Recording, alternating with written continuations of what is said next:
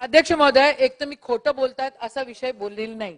मी त्या ठिकाणी म्हटलं हे चुकीचे रेकॉर्डवर आणतायत, त्यांच्या प्रश्नावर त्यांच्या उत्तरावर मी हरकत घेतली आणि मी एवढ्याशा याच्यावर हरकत घेतलेली होती अध्यक्ष महोदय की 25% वाढ, त्याला 25% नाही म्हणत अध्यक्ष महोदय, पर्सेंटेज वाईज काढल्यानंतर ते कळेल। मॅथमॅटिक्स मला इथे शिकवायचं नाही, मला हे बोलायचं आहे।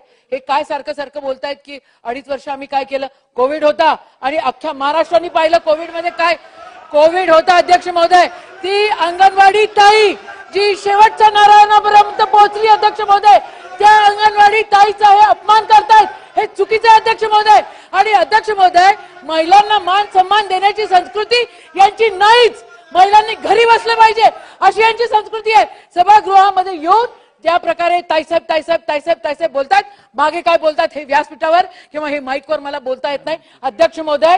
विषय अंगणवाडी ताईचा आहे, अंगणवाडी ताई काय बोलतात हे चुकीचं आहे। मला सभागृहात आपल्याला वैयक्तिक टीका अशा करता येणार नाहीत, जे सभागृहात घडतं त्या संदर्भात आपण बोलावं। अध्यक्ष महोदय, वैयक्तिक टीका इथं कोणी करत नाही।